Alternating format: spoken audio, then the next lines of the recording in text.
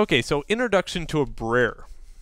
Now, a buare is just a braced square, and both the squircle and the buare are just made up names to get those stuck in your head, because you can make a lot of stuff out of that squircle and you can make a lot of stuff out of the buare. The difference is organic and non-organic. Okay, so now we're going to focus on non-organic for a second, and then we're going to build something out of it eventually. So not everything has a very straight edge. Hardly anything that I see around me right now as I sit here has a very straight edge like this square. So we have to kind of fix that up so when we do make an object, it looks more realistic at render time. And this is how it goes. Okay, two different ways to do this. I'll cover the cheesy way first. The cheesy way is this. I just highlight the object, go into Modifier, and add a bevel. Okay? Now that's pretty nice if you're making dice. Yeah, I knew you'd like that. But I'm not.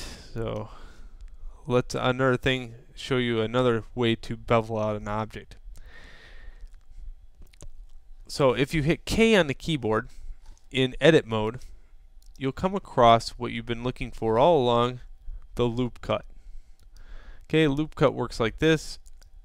I highlight an object, I drag it over, and instantly an edge appears there. Okay, again, loop cut, click. Now let's just take for instance the wheel mouse. The wheel mouse will allow you to move this very quickly, but it kind of gets out of control a lot. So I can put one there.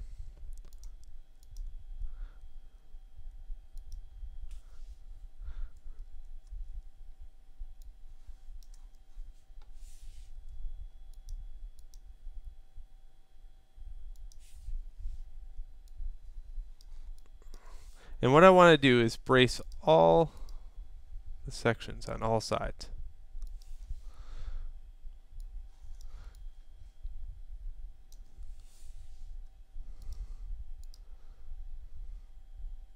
Just like that. So it takes a couple of seconds more to make, but now when I add a smooth modifier or a subsurface modifier to it,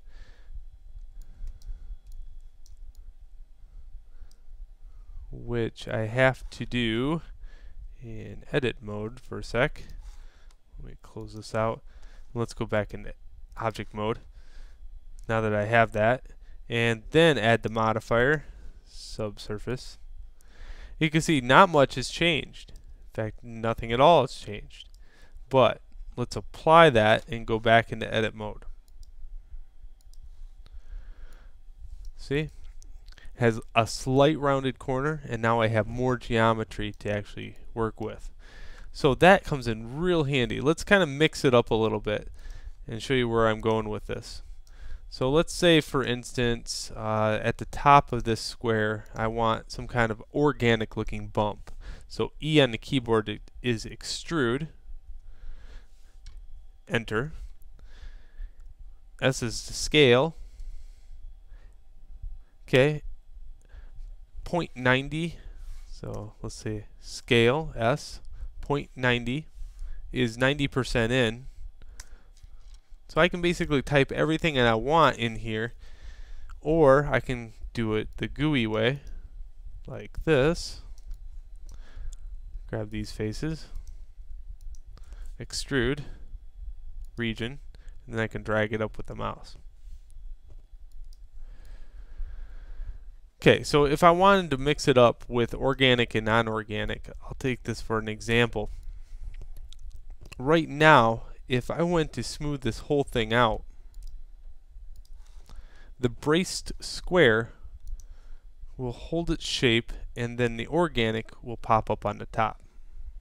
Okay, that's a very quick way to mix organic and non-organic. And if I wanted something else, let's say I take that off and go back into edit mode and put a knife cut here, here,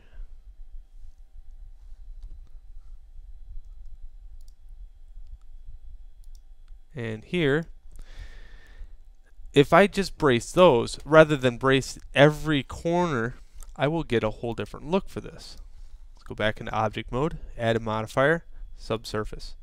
And now you can see, now I'm starting to get that Lego look, right? Yeah, pretty sweet. So that's how you make a Lego real quick. And if you wanted it more round on the top, well, you could just close that out and then go back into edit mode and jump into a top view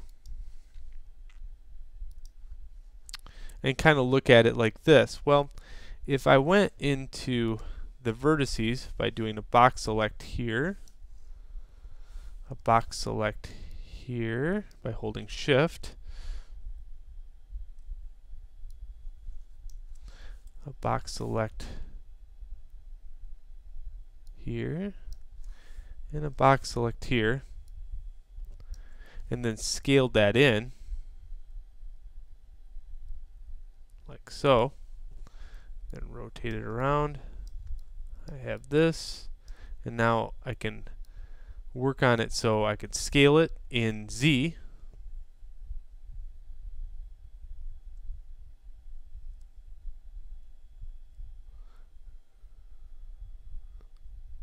Is that right? Scale in C or Y? Scale Z. There we go. Okay, now if I could jump back into object mode and go out of this to shaded mode, not shaded, solid, there we go, and do a subsurface. Now I get a rounded shape. Okay. And if I took my time, it would be perfect. But that is a very quick way of mixing the two different kinds of geometry, organic and non-organic. And now, based upon that, you can model just about anything. If you really think about it, it's just where are you going to brace it ahead of time and to get that result. Okay, so now we'll a couple more tricks, and then we'll go into modeling maybe something small around you, like a stapler or something weird like that. Okay, enjoy, and until next video.